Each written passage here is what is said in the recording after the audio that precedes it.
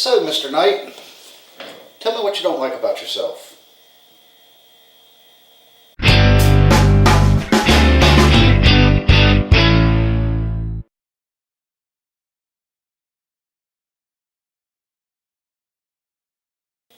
Today we have the 4-season switch pods explained, and by the time I'm done with this video, you'll know everything about my 4-season pods. So stay tuned.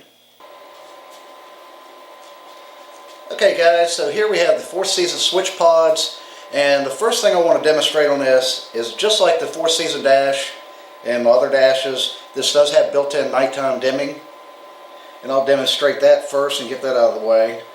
This yellow wire right here, just like the yellow wire that is on the 4-season dash, they can all be tied together so when power is applied to it, they'll both dim at the same time.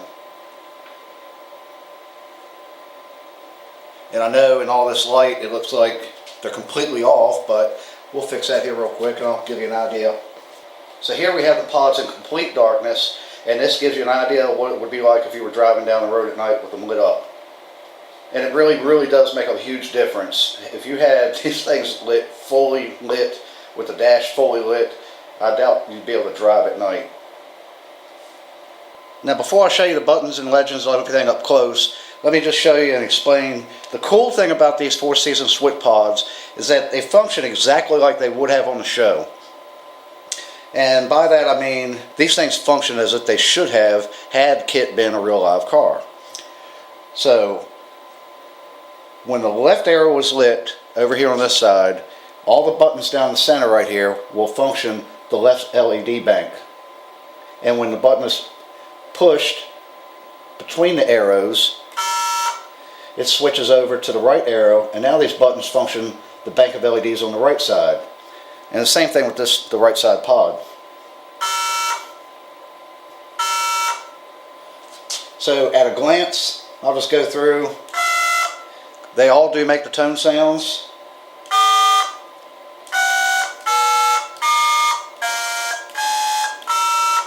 Now, some of these buttons are programmed to be momentary, some of them are programmed to be switch on and switch off, and some of them are programmed to be like a time lapse. They'll stay on for a few seconds and then go off on their own.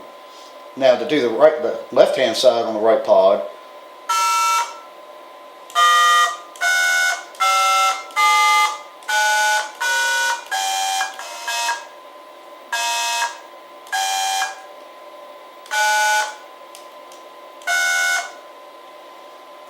and then the same thing with the left pod.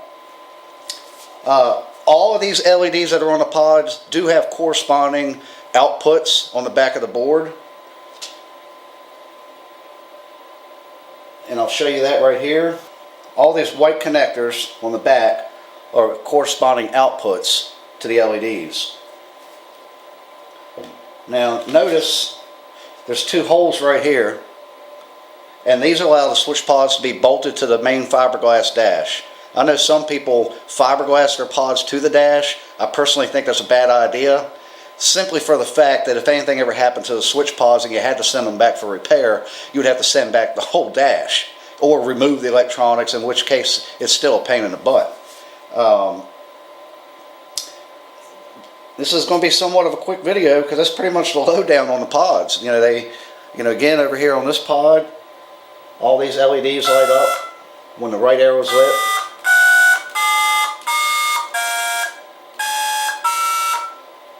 Again, turn on the left arrow.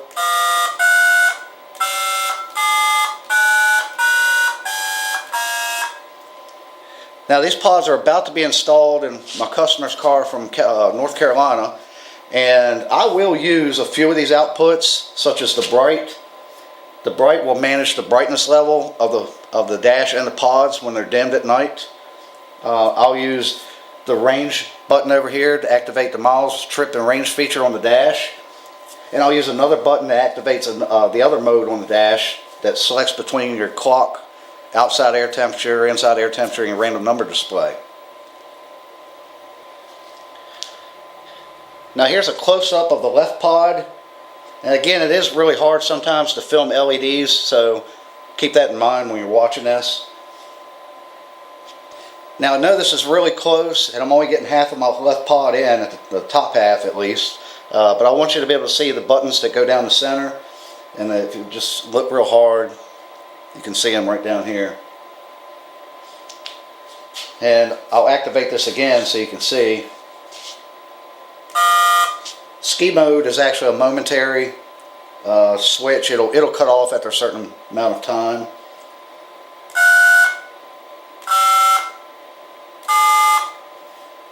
And then to activate the right side, again,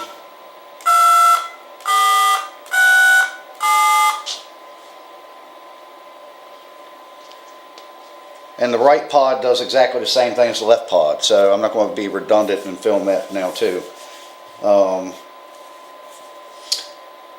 I guess that's about it. If you have any questions, let me know. And there we have it.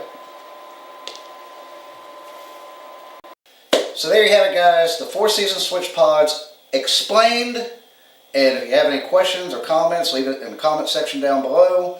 Don't forget to share.